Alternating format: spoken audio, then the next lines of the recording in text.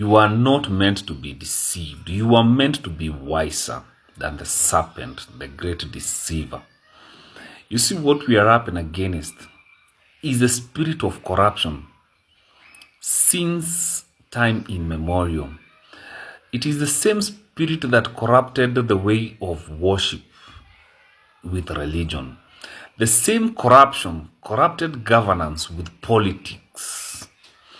Now, guys, do you know that between 1900 to 1930, education was reprogrammed to be a program for the capitalists to run their businesses, to make money. It was designed to be a slave trade tool by these men. One, Andrew Carnegie, the man of steel, the man who built America with steel. Number two, John D. Rockefeller, the man who built the transport system of America, the trains through oil. He revolutionized America with oil and transport of oil. He created trains. And there was Henry Ford, the man who created the Ford vehicles. And there is Andrew Carnegie, there is Ford, there is J.P. Morgan, and there is J.P. Morgan, the money guy, the bank man. So the world is run by corporations, especially since 1900. In fact, it is said whoever had an education between 1900, they had real education. Doctors were trained to heal. Since then, when corporations, Izima Big Pharma, they started coming into place, they started changing everything for them. Okay? Now, they created education to be a tool ya slavery, so that their companies zipate watu wa kuran. So education ikaanza kuambiwa wewe soma upate job either kwa as a banker kwa JP Morgan, ama you go work for John D. Rockefeller, ama you go work for, JP Morgan, banker, all those guys. In fact, they are called the men who built America.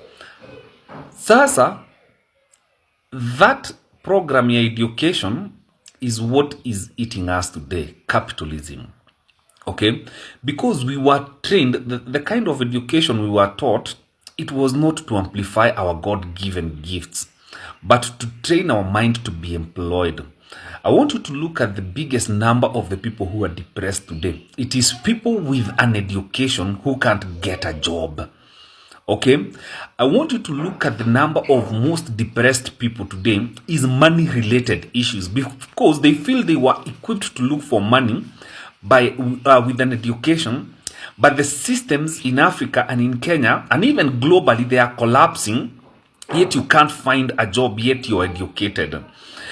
Today, guys are committing, so people are unaliving themselves today because of stress-related as a job. They feel they're educated. Look around.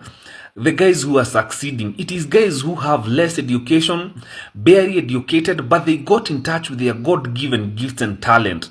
Because there was no education to compete with them mentally and even spiritually, these guys have managed to create something out of their God-given ability and gifts.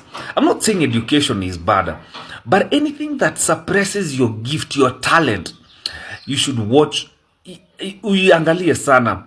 Education, if education is that good, I'm not fighting education, guys. I have my education. Education is good.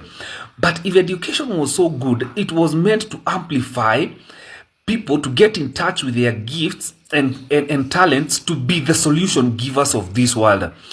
Because this world, best businessmen and women are the people who give solutions to the world. But look at education. It has become a problem instead of becoming a solution. Now, guys, we have a lot of unlearning to do and a lot of learning to do. Look at capitalism today. Look at the corporations. This world is run by corporations. Corporates run the world. that were created, the system since 1900, between 1900 to 1930. That's when the program was completed by the Matrix. So guys, you need to unlearn so much that you are taught and learn as fast as you can, so that uepukane na ma-stress za life za do. You start living within your means. You start creating something out of your talent, your gift. You get in touch, because that's, everybody has a blank check that God anakuanga amempatia yenye inaitwa gift na talent. You get in touch with it so that you can make a living. Education is meant to better people's life, but between 1900 again and 1930, it was created to be a tool to create slaves who will work between 8 to 5. Wewe unawaka kama banker, alafu unaenda pale, you work like a banker for the system that was created by JP Morgan ya banking. Unaenda pale, unanunua gari pale ya Henry Ford, unaenda pale, unapewa mortgage pale.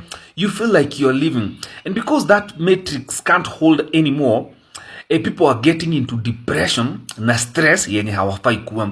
It was a program. I'm not saying that education is bad. No. I have my education. My children are going to school. But I've realized that, and I'm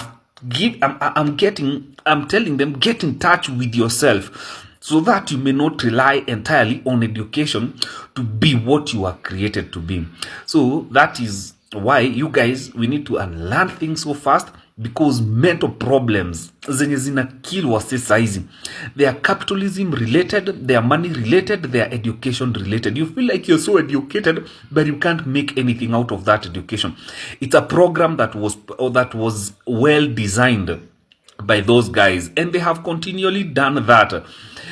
That program was designed by the best, those men who created America: Andrew Carnegie, JP Morgan, Henry Ford, John D. Rockefeller. Look at all those guys. They are corporates. Look at the corporations today. They are the globalists. Look at their corporations. They are the IMFs of today. They are the globalists today. They had a vision to run the world through capitalism.